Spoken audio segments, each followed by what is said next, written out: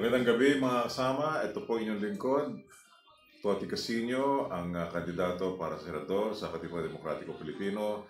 Numero 18 sa inyong balota. Kasama po namin dito sa aming partido ay si Atty. Glenn Chong, numero 21, si Atty. Larry Gadon, numero 32, si Ka-RJ Havillanan, numero 39, si Princess Lady Ann Sahidulan, numero 58, at aming chairman, walang iba kundi si Butch Valdez, numero 71, at isa pa rin sa aming kandidato na disqualify ng COMELEC, pero ganun pa man ipinaglalaban sa Korte Suprema, walang iba kundi si Engineer Rojas.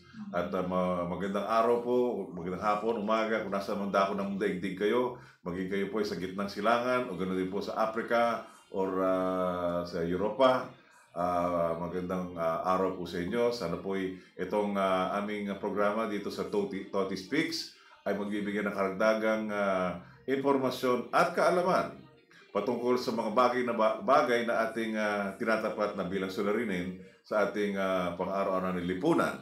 At sa gabi ito or sa araw na ito, ang ating tatalakayin po ang pakay patungkol po sa diborsyo or paghihiwalay ng mag-asawa. At marami po mga haka-haka patungkol din dyan. At nagdala ho tayo dito ng mga dalawang eksperto. Meron po silang sinasamahan na tinatawag nila Pro-Divorce Coalition Philippines. At sila po ay gumawa ng malawakang pagsusuri ng itong issue na to. At alamin po natin kung ano talaga nakarapat-dapat na ba magkaroon ng panukala patungkol dito sa paghihiwalay ng mag-asawa, or tingnan natin ang mga termino or ang mga ibang paraan ng diborsyo, maging yan dito sa ibang dako ng daigdig, maging yan sa Amerika, sa Europa, o dito sa ating rehiyon dito sa silangan ng Asia or Southeast Asia. Ano ba tawag Southeast Asia? Timog, silangang Asia. Anyway, with us we have Paul Rojas on my right, who is the lead spokesperson, lead convener of this pro-divorce coalition, and with him on his right is Alfalfara to give us a quick overview on what their group is all about, when they were established, and what have they learned from their research. Who should start? Okay, Paul? The coalition is actually made of the Divorce Pilipinas Coalition. It's actually made of several groups, divorce groups, that had formed over the years. How many years are we talking about here?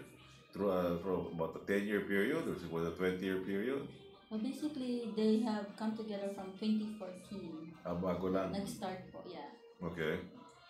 But I'm sure, Facebook. even before 2014, there were already some small support groups Yes. already, no? Sporadic. Yeah. Yes. You would not call them as advocacy groups, but support groups for those who may have been living a single-parent life or battered wife topics or etc. Anyway, you're saying, Alba. Yes, so from 2014, it just started with a couple of ladies who wanted to meet. And then from then on, they started having activities. So basically, we had from Divorce Advocates of the Philippines and Divorce International, or Divorce for Philippines International. And also, from there, nag-umpisa na po. Tapos, noong 2016, mas lalong maraming naghahanap ng kasagutan. Siyempre, ano ang outlet ng Pilipino? Facebook. So, marami pong nag-meet up in Facebook. Okay. So, yung unang pangunahing is basically annulment, but if we had divorce, yun yung mas makakasupport sa mga namin, mga sitwasyon ng bawat isa. Okay, so alamin natin, ano bang kakaibahan ng annulment, legal separation, at divorce, or kung meron po na ibang klaseng paraan paghihiwalay ng mga nag-asawa? Paul? Essentially, what we have right now is annulment. That's what we think we have. But divorce is not something new. We had divorce in the Spanish period. It was called Siete Partidas. Siete Partidas. The Spanish Civil Code of 1889. Okay. And then in... for which nationality were they allowed to? Were they Spanish nationals or Filipinos? Filipinos yan. Okay.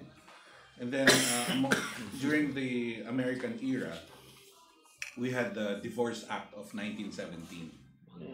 And this was running all through the time that we were still under the Americans. Come 1950 or thereafter, the law was repealed. No? So we don't have now. By which group repealed the law? Is there any finding? Congress. Yeah, I understand, but were there any lobby groups that pushed for this? Oh, A different sector was there? we have our suspicions, but It's not founded. yes. It's not documented either. Okay. Then we had the year 1950 August. Yeah, August 30, 1950, it was. Removed from the Philippine legal system. Yeah. So. But prior to since- 1950, cases filed were still proceeding. Yes. Yes. If there were any divorce cases filed before 1950, like 1949, 1946, that would still be in effect. Yeah. Okay. That's good. In fact, one of those who benefited was my grandmother, and Oh, okay. yeah, I'm Product. a product of that separation. All right. Kasi yung lola ko during that time that she was growing up, yung pa po yung time na it was customary na pag hinawakan ng kamay ng dalagita ay pinakakasal na po. Forcibly.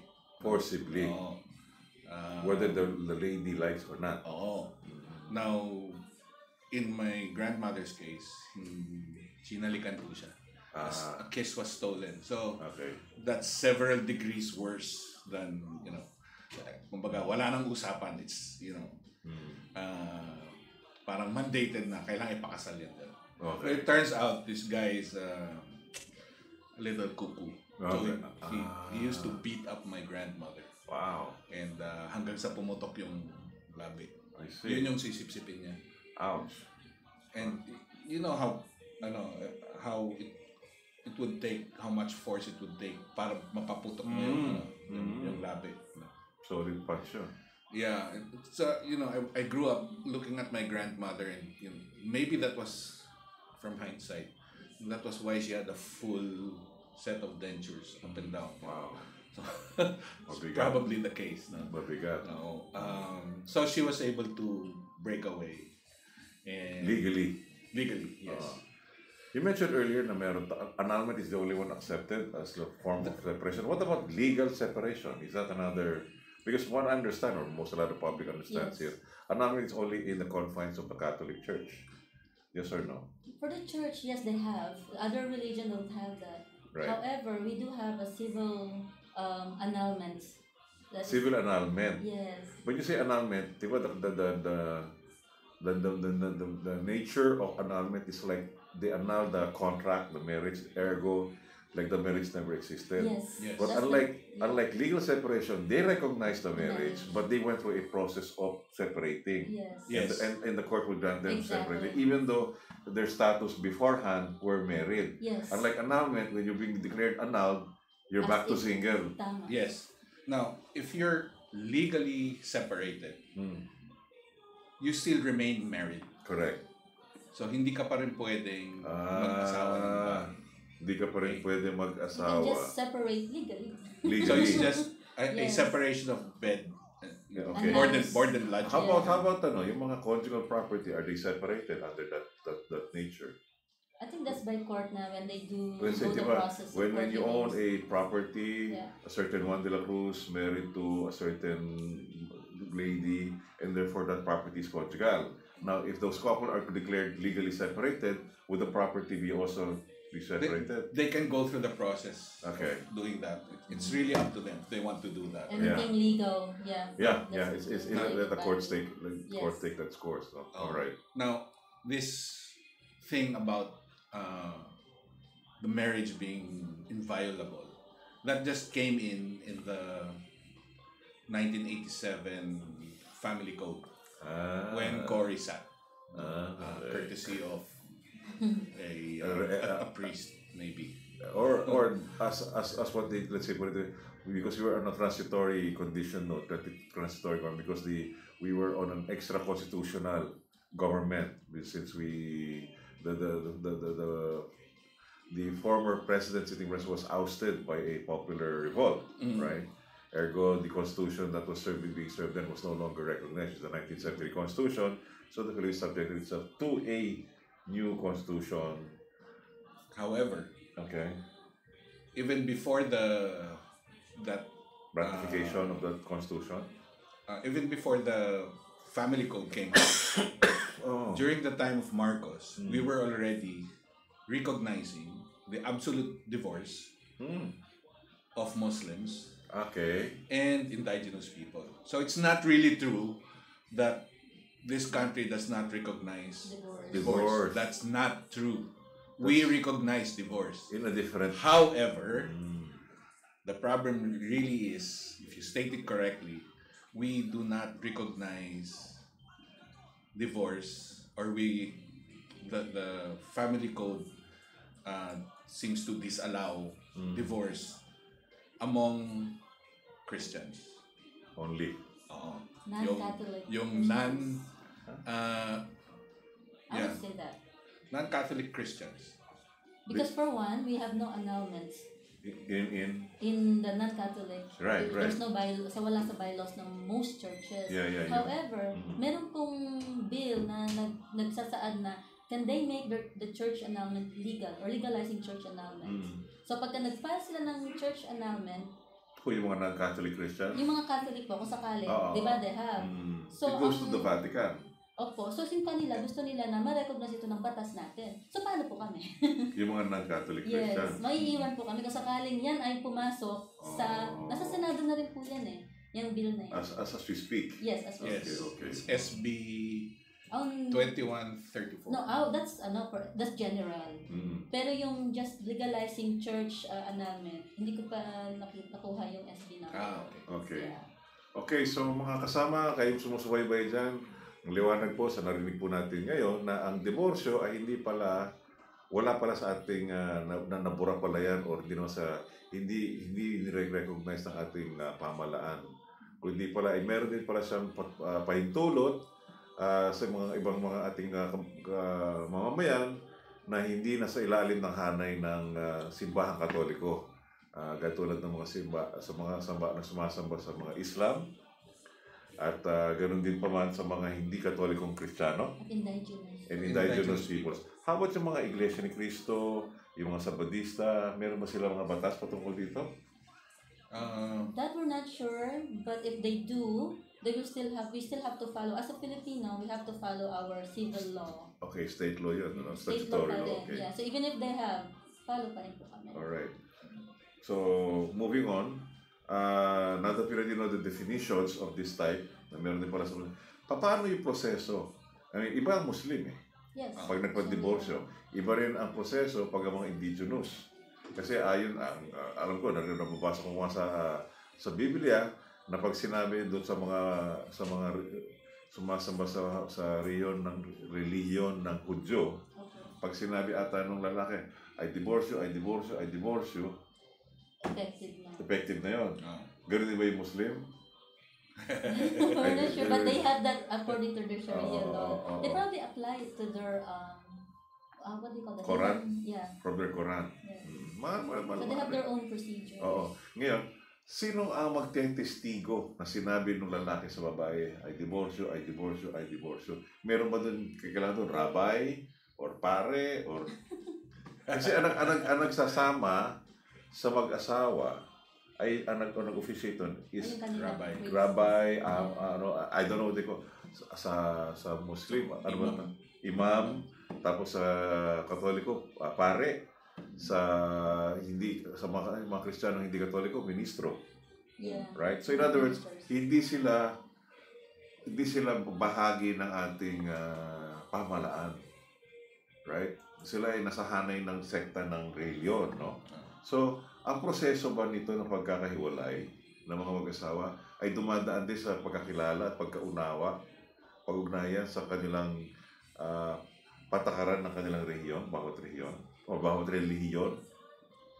Opo. Although sa Muslim, it is included or inserted sa ating family code.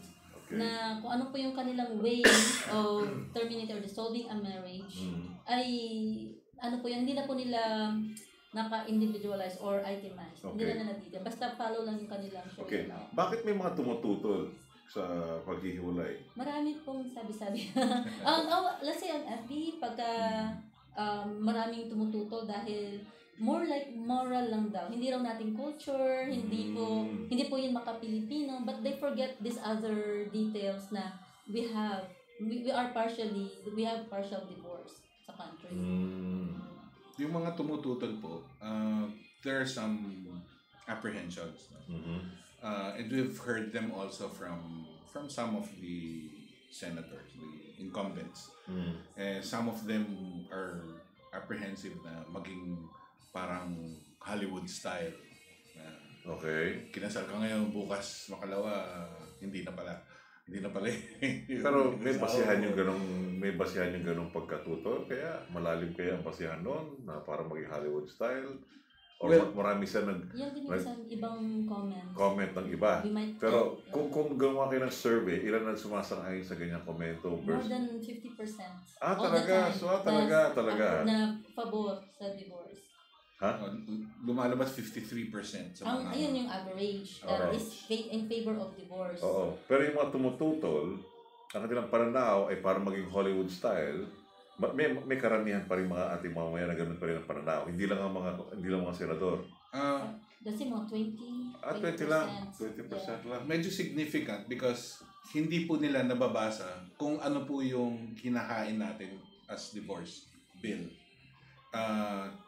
What we're saying is, yung nakahain dyan po na Senate Bill 2134, yung klase ng divorce na nandyan, hindi po yan parang Hollywood style. Ito po yung Pinoy style. Anong kaibahan? It has grounds for divorce. No? Some of the grounds would be, let's say you've been separated in fact for at least 5 years. So 5 years, tumungtong na ng part ng summary proceeding yon.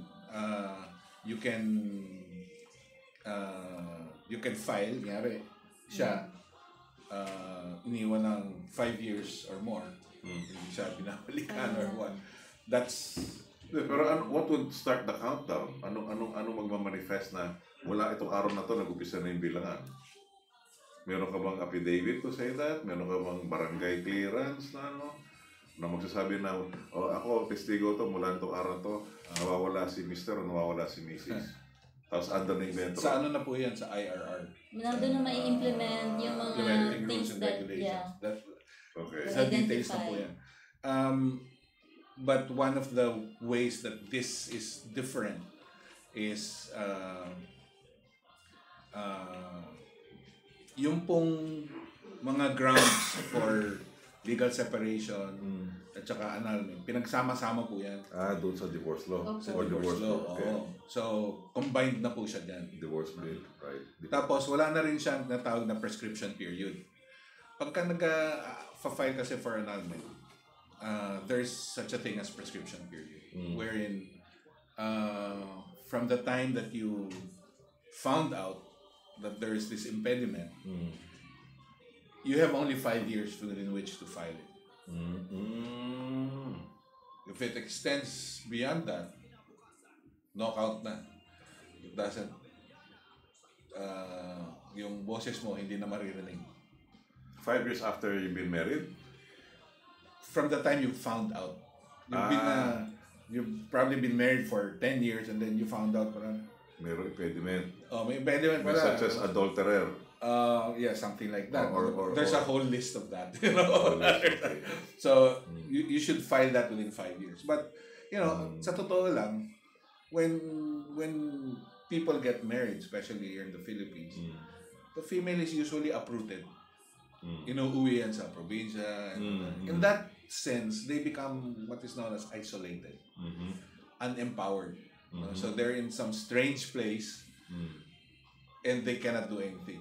Okay. Maaring hindi sila binibigyan ng pamasahe para makapagsumbong man lang sa pulis or something like that. Baka yung barangay captain kaibigan pa nung asawa.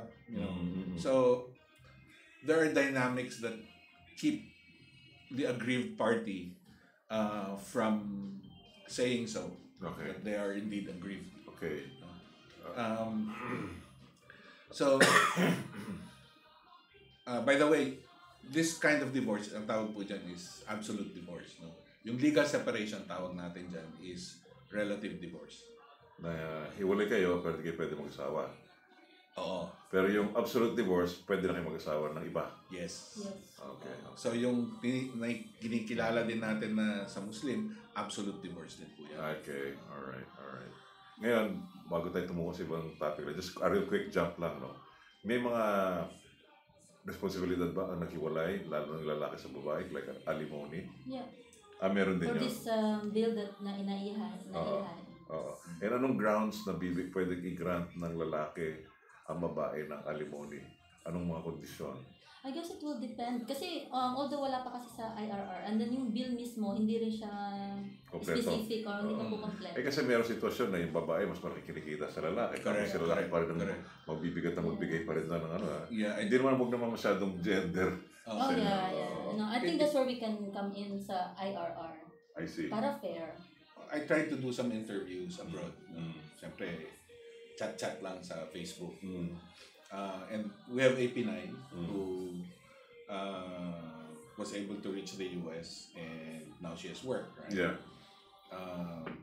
She's married to somebody who has to rely on his mother, money from the mother, to give to the wife. You know? Marami pong ganyan. Okay. Marami pong ganyan. So in that case, when she filed this divorce out there, dahil siya lang may trabaho, siya nagbigay ng alimony. Si lalaki. O si Si babae. babae nagbigay ng Nagbibigay ng alimony sa lalaki. So divorce is not pro-sex. No? Yeah. You don't get disadvantaged because of your sex. You get disadvantaged because you earn more. Okay. Alright.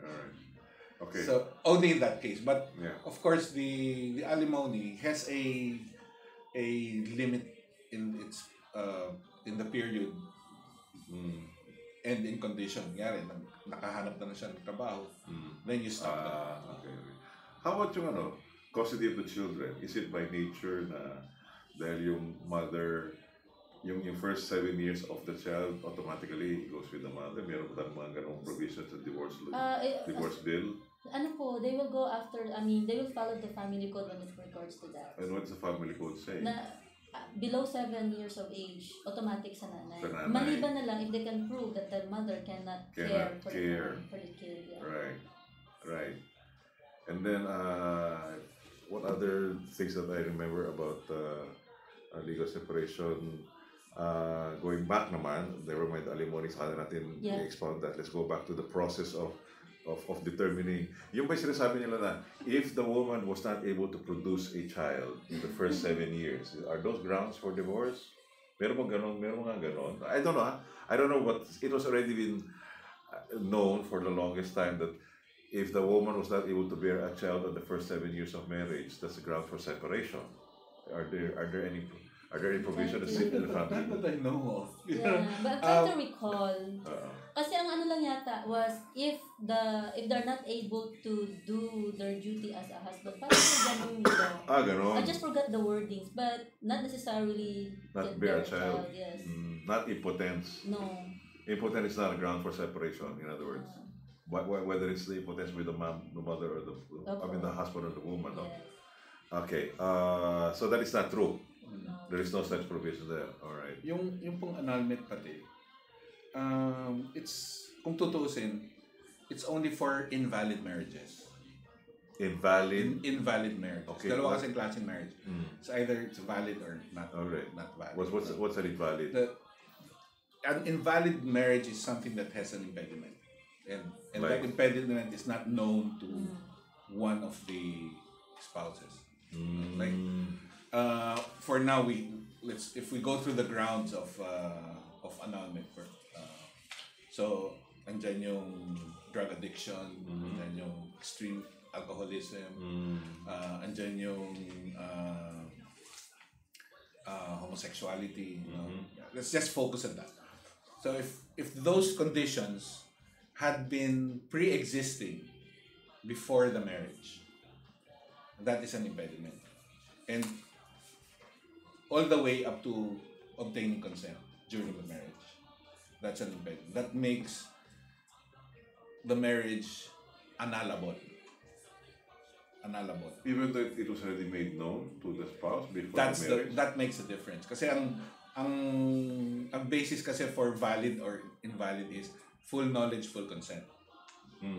So if there had been a pre-existing impediment, tapos hindi alam nung isa, that makes the marriage invalid. Pero kung alam niya at tinanggap pa rin niya, that makes it valid. Okay. Marami po ang ganyan. Alright. Okay. Without due consideration to hanggang saan ba ang kaya kong tiisin?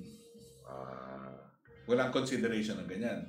So once they have said yes and they knew about it, they knew about the impediment, then that would mean hindi mo siya pwedeng i-annul. I-apply sa annul. So what's happening is that when the aggrieved spouse wants to bolt out already and has this lawyer services come up to them, marami pong scam dyan. No? Marami kami nakikita ng scam. They said, ay, papaanal natin yan. No? We see that in Facebook. Marami yan. You have to be aware of that. Marami na-scam dyan.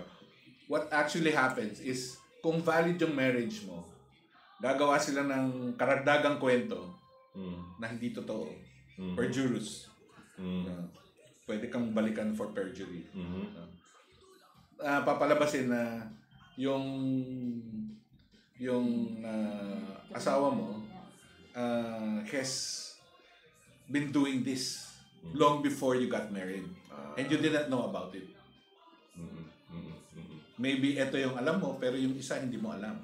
No? So you're forced to lie. And you as the spouse. Yeah, para lang yung ano mo, yung kwento mo ma-shoot dun sa invalid. Kasi yun dun lang pwede ang annulment. And since that's annulment is the only remedy that we have, dun nila pilit na sinasaksak. So, given that we could have divorce, dun na lang dapat natin sabihin. So, yung mga valid marriages, dun na papasok yan.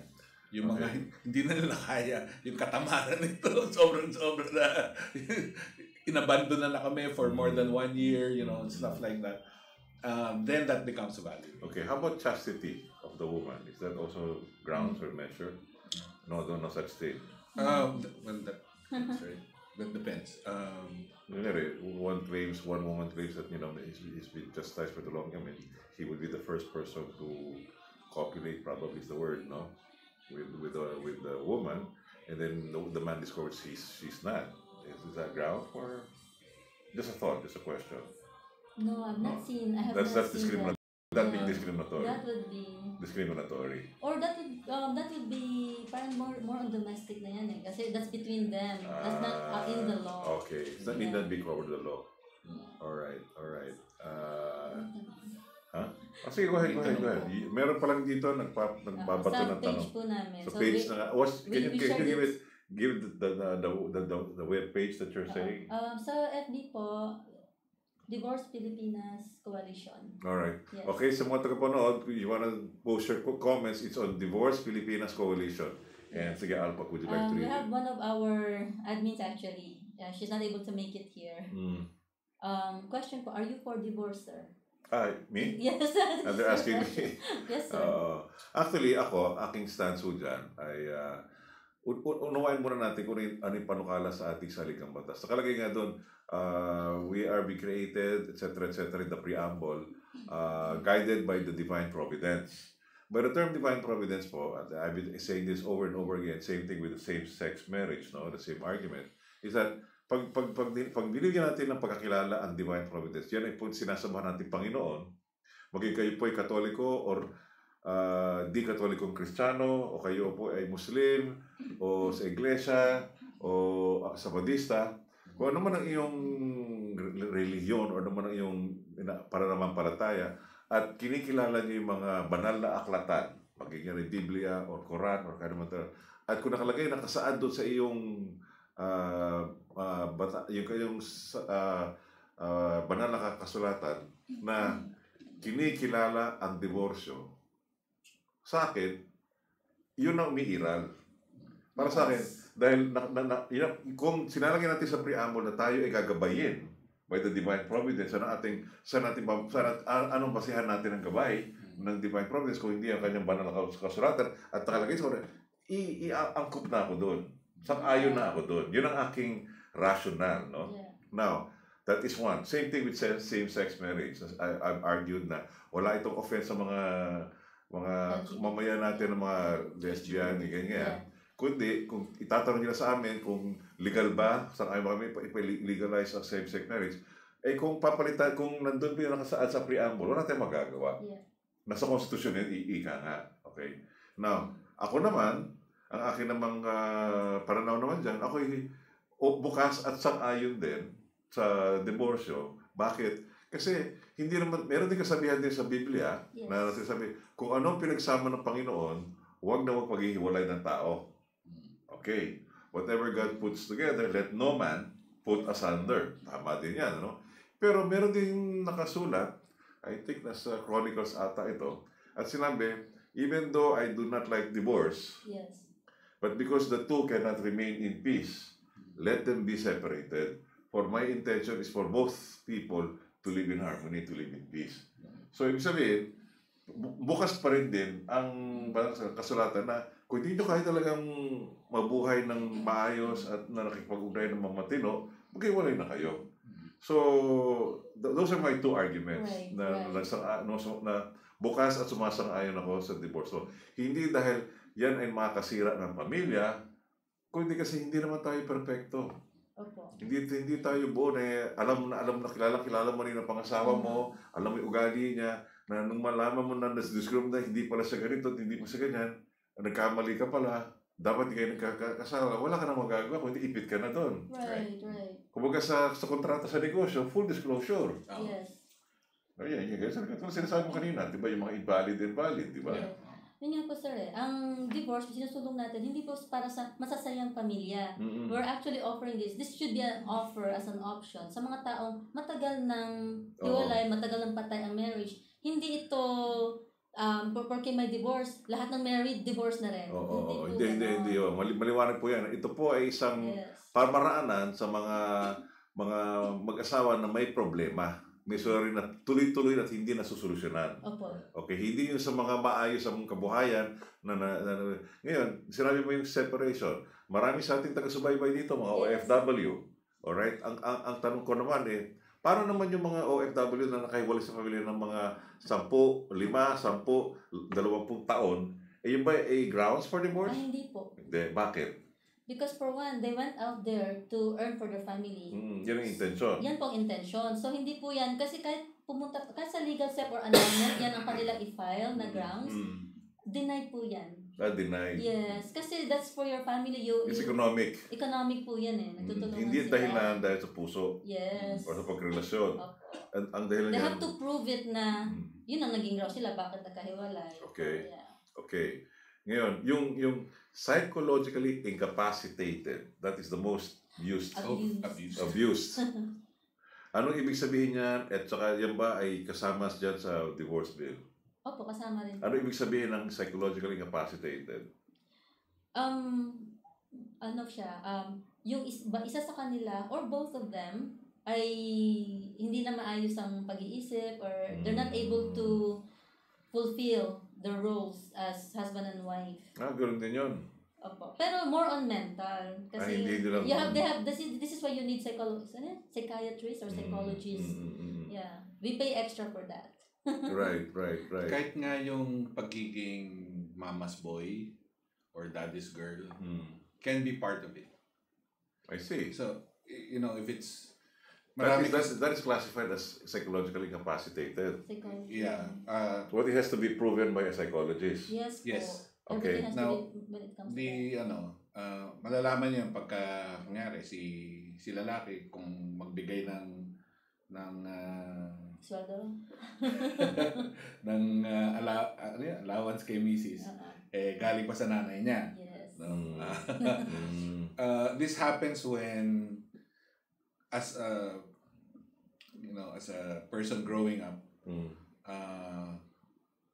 si mami niya, stage mother, did not allow the child to make decisions on his own. Laging siya may say. Si nanay. Si nanay. Kaya dumating sa punto na kailangan mag-asawa na siya, magbuka ng decision. Palpak yung decision-making process niya. Dahil wala siyang prior exposure sa ganon. I see. Lalo na major. Yeah, Okay. maybe pinababayaan siya mag-decide on what to wear. That's a very minor thing. But major things, baka kinukuha kasi nung either parent yung role na yun. So, kailangan mabigat pa rin pala yun. hindi dapat masyadong stage mom or stage dad yung I see. yung magulang. Okay, interesting.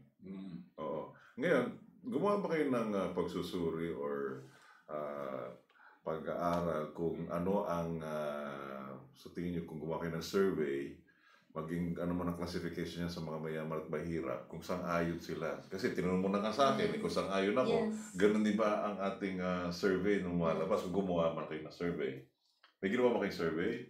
We Every have, now and however, sa group namin, syempre, magiging favorable. So, Bakit? what we did, Group nyo among yourselves? Yes. Okay. However, what we did was we collected data from other people's survey or other pages. Yes. Like So, SWS. SWS, yung iba rin, kay Pia Cayetano, Mocha Uson, DZRH had also at one time. Yeah. So, marami din. Yung kami.com was recent actually, last month. Tumatagin na 70% yung recent na pabor. 70%? Mataas yun Opo, last month. Pero ganun ba talaga sa lahat? Pati social weather station, 70%? Sa kanila, syempre, they only had 1,200 respondents. Yeah. So, it will show 53%. Yung latest nila which came out in March 2018. Okay. But there were others. But there were others that had respondents reaching like 4,000 plus. Yes. Kasi alam ko na pag-aralan namin to sa research methodologies sa grad school. Meron tinatawag niya yung deviation formulation. No?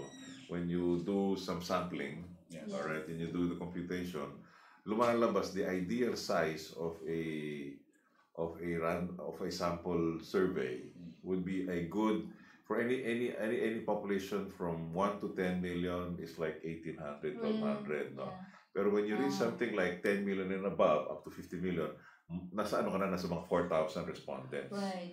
4,000 plus. So meron, kasi anything beyond that, increase ka na lang ng mga 5,000 lang. Minimal na increase mo sa respondents.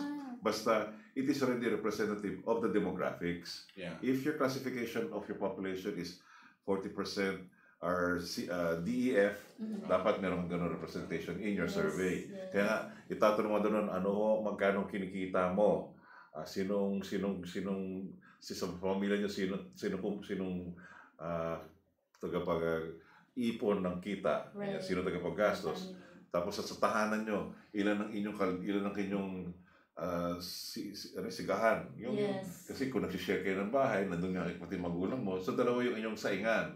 So pati rin yun, may kasama sa mga ganong klaseng survey questions na I don't know kung itong social weather are that thorough. I hope they are because they're supposed to be sociologists. Yes. Well, granted, kaya malalaman mo nga kung talagang yung rating na yun is really accurate because when you break it down in terms of preference, makikita mo yung attitude by ano. So, I wonder if you have that type of survey that would show by certain income groups, meron ba silang mga rating? We are relying on the SWS kasi marami silang masasakop eh. Okay. So ito po yung they have katulad yan, by sex and civil status, and then those who were never married.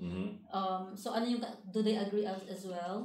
Tapos nandyan din yung among those who are widowed and separated. They also took that into consideration, yung kanilang backgrounds. So siguro more on ano ito, no? Multiple profiling talaga sila. And then NCR and of course the rest of Luzon, Visayas, Mindanao. Okay. The green represents what? Yes, favored. And the red, yung yellow, undecided. Undecided, right? Yeah. So lumalabas talaga malaki ang rating ng favored. Yes. And then there's this also by class. Yeah. Okay. There was also, I remember, by religion. And then by religion, and then among the even Roman Catholics. Among the Roman Catholics, it's 54% who agree. So it's more than half. And then they also have that. Ano yan? INC po. Which Okay. is sa kanila iba. So maybe. INC naman kasi parang they're all well guided. Yan naman. Oo, may iba, ano talaga sila. I'm impressed with the way that the discipline in their among their believers. Opo. And the assessment of one's love life. Okay. May nagsabi po na yung religion ng Latter-day Saint, they have divorce. Sabi po na isa naming admin na si CC. And it's recognized by the Supreme Court. So I guess they just have to file it. Once they get their divorce from their church, ganun pa rin. They still have to go through the filing. So church first, then court. Opo. But I guess they have to ensure that they were married in Latter-day Saint and they were really Mormons before. Hindi yung nagpaka-Mormons lang para makapag-divorce. May ganun pa, di ba? You get converted to a Muslim or to a tribe para you can apply for divorce. Yeah, may kilala nga ako, nagkumpil bilang Katoliko, pero nagkasal sa kanila aglipayan. Kasi wala silang makuha pare. So, pero aglipayan, di ba? Pero aglipayan, ang kanilang kaparihan ay pwedeng mag-asawa. Yes. That's a difference. That's a difference. Yeah. Katoliko nga sila, pero sila... Marami niya sa banda. Parang charismatic ang dating, no? No, but pari sila. Pari pa rin. Pari sila na pwede mag-asawa. Parang ano, Church of England? Is that like that? Anglican Church? Anglican Church? Are they similar? And Wesleyan, I guess. Wesleyan is more the Methodist. Methodist sila. So I would imagine they're Protestants now. Consider the Wesleyan is Calvinists. Yeah. They're Protestants. Most Protestants are. Yeah. Okay. They're not like strictly Catholics like, na magse-celebrate. Yeah. Kuno. Yeah. I guess so. Okay. What else have you learned from the gatherings that you've gotten with your coalition? Besides yung ano nga po, right now it's coming out na yung discriminatory, that's what we're learning from our law. So we would like na from that learning alone, bakit nade-discriminate yung a few of us. Few of you as women or few of you as... It doesn't matter. Yung aming na hindi kami, we're not Catholic, we're not Muslims, we're not indigenous. So yun yung parang feel namin. Although... And that is already a violation of human rights. Yeah, we're coming under the Universal Declaration of Human Rights. Which is that there's no beliefs mo. Yung religious beliefs mo. In this case, because there's this segment of society that is neither Iglesia, Cristo, or Roman Catholic, or Muslim, or ano. Right. There's this segment that is being trampled upon by the law kowtowing to the wishes of the major religions, and they're forced into that. So, but wala silang support mechanism for that. Okay. So we're looking at divorce as the means for putting up this remedy. Right. Now, there's also prior this RA 9710, known as the Magna Carta for Women, and it states that under Section 19 that there will be equal rights in all matters relating to marriage and family relations, and a subtopic: the same rights to enter into and leave marriages or common law relationships referred to under the Family Code without prejudice to personal or religious beliefs. So, if we will just be consistent with the Magna Carta, then this divorce law is a logical follow-through. So in other words, it's nothing new. It's been there. It's just been... And it's accepted as a means for upholding a person's rights. Right. But somehow, sometime in 1987, some stroke of genius took that thing out from the civil code. They actually put the word inviolable. They added that. So whoever the culprits are behind that time, 1987, mga tagapagkaminig, yun po yung taon na nagbago ng saligang batas ng ating bansang Pilipinas. Kaya nga nagkaganito tayo nga, nagkawindang-windang niya at mahabot talakayan pa yan. Hindi ko natataka-cover yun sa panahong itong gabi. Dahil dito pa lang sa pakay ng diborsyo, ay nandun na nangyari yun. Maraming mga himala nangyari noong 1987 kung talaga susuriin natin yan. Pati yung local government code na yan, pag-aralan natin, pati yung mining act, lahat yan. Tingnan nga natin at pag-aralan natin kung itong mga batas na to ay tama or mali. Kaya nga ito ang adhikain nga ng Katipunan Demokratikong Pilipino na itama na ang mga mali, no? Igawin na natin maayos kasi ang makikinawa naman dito, hindi naman kami dito nakaharap sa inyo kundi yung mga kabataan, yung mga kinabukasan nila, hindi kami. At alam namin, ayaw namin iiwan sa mga darating na henerasyon ang isang lipunan na magulo, hindi maayos at nagkakalat ang mga tao dahil ating pananagutan ito, no? Kaya nagtutuwa nga kami dito na nakapareham natin itong Divorce Pilipinas Coalition upang intindihin natin ang buong kasaysayan sa likod nitong sabihin na natin, hindi naman masalimuot, pero napaka-controversial na topic na ewan ko nga ba parang ayaw lang gamitin ito parang yung parang mikrobyo malubang sakit, parang AIDS. Ganun nga ang ganyan tingin ng mga ating mainstream media. Ano ba naman ang kaibahan dito? Divorce naman, matagal na nga yun, ilang daan taon at ilang milyenya na nakaraan na ang divorce ay talaga kinikilala sa kahit anong lipunan. Kaya tayo dito sa Pilipinas, huwag tayong parang ligaw. Hindi naman sa sinasang-ayon natin na yung mga masayang mag-asawa ay pwede na sila maghiwalay. Hindi ko pwede yun dahil may mga pamaraanan para sukatin kung ang pagsasama ng dalawang mag-asawa ay sapat ng ipaghiwalay o hindi. Okay, kasi nga sa Hollywood nga, kaya sinabi mo for convenience. Yeah, common yan. Yung mga Pilipino, mga pumupuntang Amerika, gagawa sila, mag-aasawa sila ng American citizen. May ihiwalay nila yan. Kasi lang, gusto nila makuha citizenship. Yeah. In other countries, that's called that kind of divorce is called a no-fault divorce. No fault. So, mag-usap lang, mag-agree na mag-divorce tayo, divorce na. Ganun lang.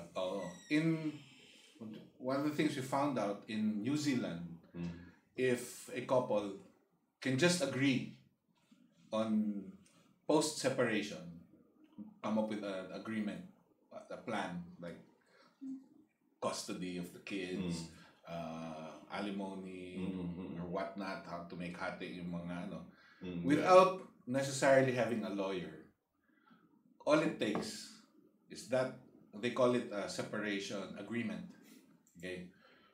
Separation agreement plus an equivalent of 12,000 pesos. That's it. Wow. Compare that with the rates now for annulment. They go 150,000 kung nasa probinsya ka. In the city, it's 250,000 pataas. So when you're done, I would like to. Yeah. So that's one aspect that we'd like to point out. No? Na one of the things we pray for is that maging inexpensive, maging affordable po itong proseso na to. It will be a differentiation from what annulment is about. Now, what we also want to see is strong enforcement for child support. Kasi napabayaan ng bata. Kung bikas na tamad na yung asawa, tapos yun nga ang yun nga ang pinanggalingan ng paghiwalay. And then you will ask for child support, who's going to enforce that? And in our society, law enforcement is kung may nagreklamo. Kung walang nagreklamo, Sa so it's America, reactive. sa America, meron silang social worker that checks on them, di ba? Yeah. That checks on them, the pero child, yeah. minsan yung support nila is automatic Not through their SSS. Tsaka you can find where the person is through their yung social number nila. Yun. Unlike us here, meron mo tayong SS, pero you cannot point kung nasaan yung tao. It's hard pag nagtago na. There's no more for you. Support. I see. Yes. Well, will the state have the authority to take custody of the child if the child is being neglected for the proper raising and education? Parang wala rin po sa atin. Wala sa atin yan. Kung sakali may nakalagay, just like our yung child support, meron din po tayo niyan sa law, sa family code. Hindi po siya na-enforce. Like what he said, Enforced by the family or enforced by the state? Dapat the state. No, that's the letter of the law on the child support. That's already a law? Not yet? The child, wait lang. Nasa abandonment. Nasa abandonment pa siya. Okay. Yeah. I see. It's actually criminalized. Okay. Yeah. There's a separate law that criminalizes not providing for child support. Yeah. Yesterday, I was just fortunate enough to visit this. It's an orphanage, but it's an orphanage not of children that lost their parents, but it's an orphanage that's been abandoned because of their disability, particularly not only the physical but also combined with mental. And siguro, it's hard already for a poor couple to raise a child. They just throw them in the trash, basura again, and this house that recovers them. Pero this an NGO. It's a voluntary effort, and because they cannot afford, ang ratio nila for a caregiver to a patient is 2 patients to 1 caregiver to 2. So it's very expensive. Oh yeah. Kasi tututukan mo talagang babantay mo talaga yung bata hanggang talagang magkaroon siya ng the right faculties how to serve. Now, to our surprise, these children, these abandoned children, may mga namatay na, 30 plus na, of age. Okay, of age. Yeah, because of their difficulty. But through the years, and I don't know how many they've kept ready in their kasi siguro mga 100, 200 na. They've been running this operation for about 30 years. Makita mo, nakabisi lang maayos, they're clean, although yung deformity ng mukha nila is very apparent. And then, the way they move, they walk, and then the way they talk, medyo may slur the speech. But, yung kanilang cleanliness is already innate na. Hygiene. In other words, tsaka yung kanilang environment talaga is so clean. It's like a camp. It's like Camp Chanhae. Wow. Run by a couple na both of American citizenship but supported by Filipino donors. Okay. Now, in the case of yung mga abandonment nga, as you were mentioning that kanina, it's a crime. Yes. Would you consider the crime for a couple to abandon a child that is purely disabled? No, there's no grounds talaga. There's no discrimination. Wala. So that is still a crime, in other words. Yes. Any couple, regardless of reason, to abandon their own child is already criminal. Yes. All right. Yung sustento even. Yeah. Okay. As to your question earlier, regarding what have we learned also, if we take stock of what is keeping the SB 2134 right where it is right now, and we suppose it's that those apprehensions, no, na baka maging masyadong rampant, So, we came together again and we said, what if a petitioner was granted divorce only once in his lifetime? Maitama lang yung kamalian niya. So it doesn't become a lifestyle, but it becomes a remedy to a mistake. Lahat naman tayo kasi nagkakamali. And there must be a way of making bura. No?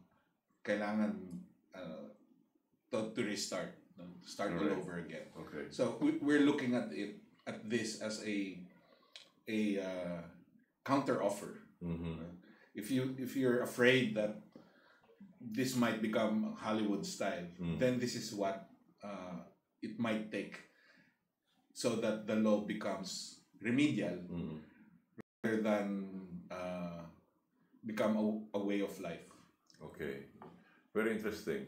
We're down to our closing minutes, but before we do that, our normal routine here is to read the Yeah. comments of our viewers. We'd like to call on si Mary Ann Abad Vergara. Magandang gabi po, watching from Hong Kong. We have a greeting here or a comment from Lorena Bakiriza. Good evening, Sir Senator. Watching from Singapore. Abby, magandang hapon din from Singapore. Abby Nang, right? Yes. Miles Bides, good evening. Watching from Hong Kong. And then you have Elvira Makasiev, dapat may divorce na. Alright, you have a supporter there. Mary Ann Abad Vergara says, annulment masyadong magastos at matagal ang proseso. That's a comment. Bella Aurelio, good evening from Quezon City. Maris Zerda, good evening watching from Surigao. Mary Ann again, Mary Ann Vergara. In general, I agree ako sa divorce dahil hindi naman lahat ng kinasal at nagsama ay masamang nagsasama at madami ding kababaihan ang sinasaktan kawawa lang. Okay. Luz de la Peña is also watching. Godowski Flores, divorce law, unahin na. 20 years na dead ang civil marriage ko. Ano pang silbi? No more love, no more feelings. You just wish that your ex be dead in order for one to get to move on. But you would not wish that if there's a divorce law in our country. I tried annulment, but we denied. What was denied after 5 years of waiting in confusion. Life is short to be in agony. We will only die once. Please, okay. Narinig ka namin.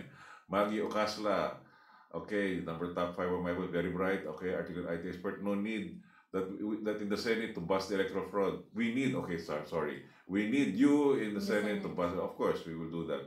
Okay, Bay Marquez, watching from Unmasked Globally United Headquarters. From Japan. From Japan. Yes po, he's from Japan. Alright, then Christy Ledesma, naluluha ako kapag sinusulat ko ang name ko kasunod ng surname niya. Bumabalik ang mga alalang masakit. Pakiramdam ko ay nakabilang ko ako sa salang na pagkakasal sa maling tao. Sandali lang, balik natin to. Christy. Kasi alam mo si Christy, di ba meron pinasang batas, I don't know whether it's already been passed law, during time was Leticia Sahani, na the women can maintain their maiden name. Yes po. If we know about it, we don't have to. But ang problema is... Ano we know about it? Had we known about that law na we don't have to take the spouse name, opo, when we don't have to, then we are covered with that law. Pero pag napalitan na po yung sa mga valid IDs, yun po yung problema. Hinihingan kami ng court order. Court order. Yes. Oh, sige, kayo dyan, ano, sa mga ikakasal pa lang. Opo, you have a choice, ladies. Na huwag niyong, kung ayaw ilagay ang pangalan ng asawa niyo, hindi kailangan. Kaya nga, lahat ng mga inyong ID, huwag niyo nang palitan. Ngayon, kayo naman mga may asawa at hiwalay at ang gamit yung pangalan ni apelyido ng iyong pinaghiwalayan ay kailangan nyo po ng court order na ang pangalan mo, ikaw ay, at saka yung dati mong pangalan at yung pangalan ng pag-asawa ay kayo nagkakaisa. Isang tao lang ibig sabihin yun. Yun lang po ang kailangan na. Okay? Next comment from Elma Itang Jerez. Yes to divorce. Oh, dami pa rin sumusuporta. Chris Ledesma, please set us free. Give us a chance to live once again.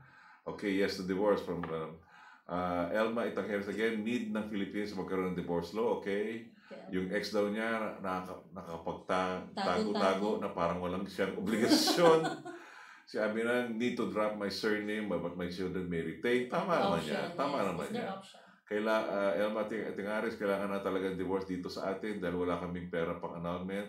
Hindi pa mahal ang divorce process? We're hoping it's down to less than 15,000.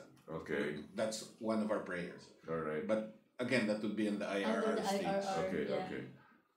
Giro Quirol, yes na yes to divorce bill. Jelly Pakiwag, Enopel, yes to divorce please.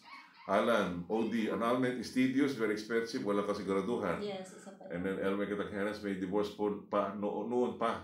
Okay, they recognize it. Sally Halanara, good evening from Taiwan. Mary Ann Berg again, case-to-case basis. Kay Elma again, oo, kung hindi nga magkasundo, dapat maghiwalay kaysa mag-aaway. Tama po, wala. Wow, really, thank you. Okay, Nor, ending Toti Casiño for Senator. What's Nor? That's their name, Nor, okay, yes. Okay. And so then Jenna Quirol, that is depending on their commitment. That's depending on their commitment to their marriage. But like it or not, betrayal is readily happening, so divorce should solve it.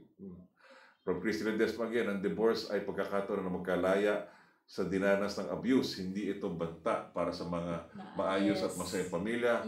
Kung masaya at buo ang pamilya mo, then you don't have to reason to file a divorce. Please help us end up this fight. Nightmare, set us free. 72% in favor na sa divorce.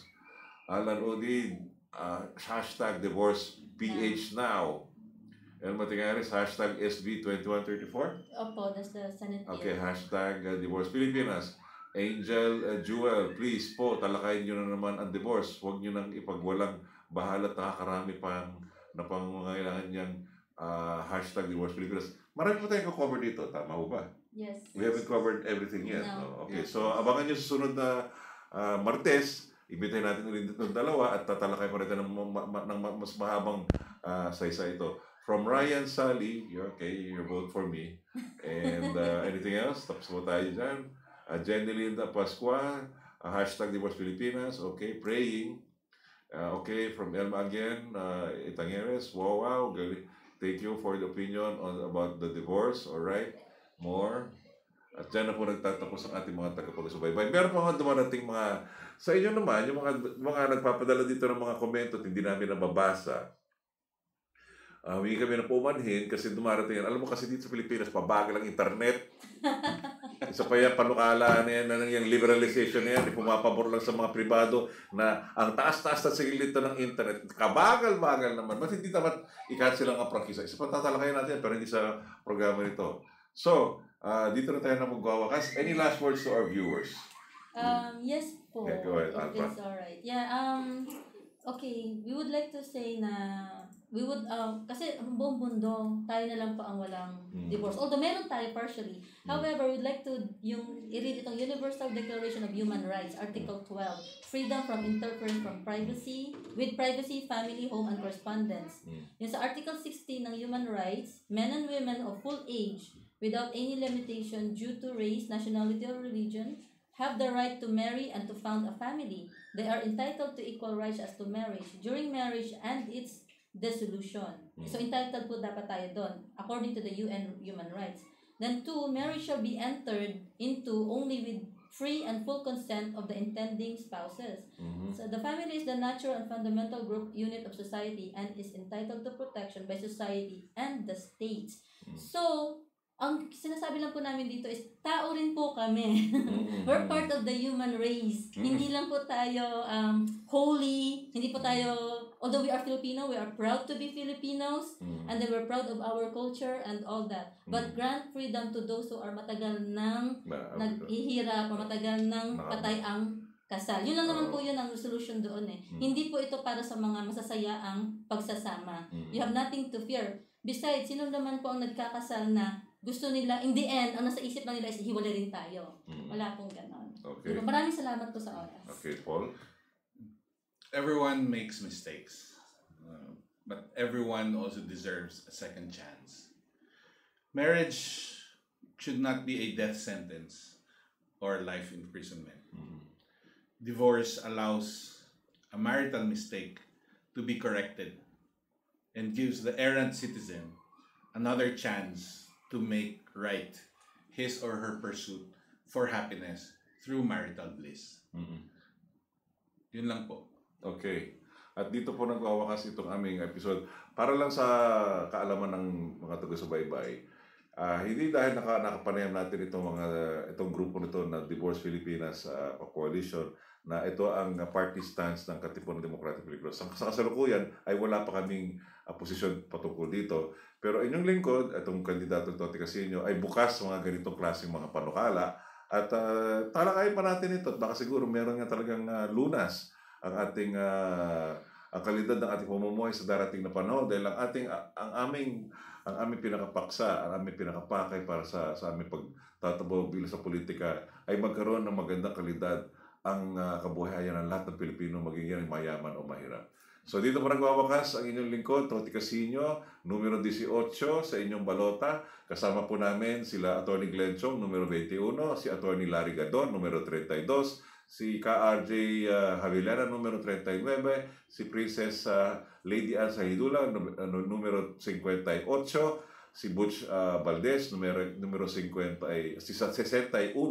at si Lemmy Rojas. Huwag niyo kalimutan, vote straight KDP kung gusto niyong tunay na pagbabago para sa kinabukasan. Maraming salamat sa inyong lahat. Salamat po. Thank you so much.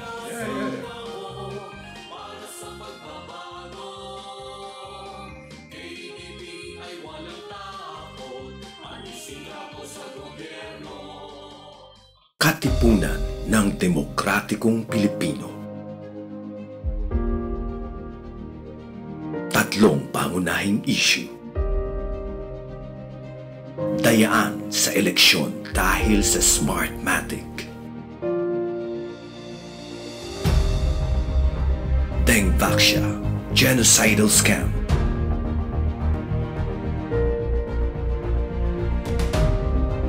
Mataas na halaga ng enerhiya, kuryente at tubig.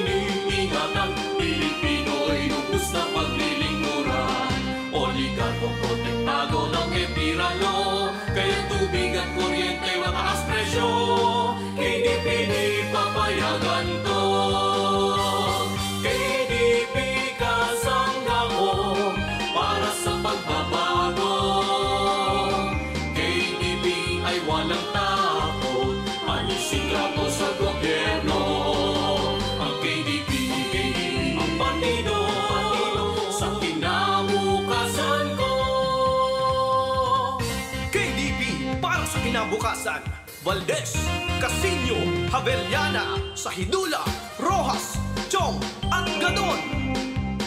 KDP hindi rin palalampasin, kalokohan ng Comelec, transmission ng data.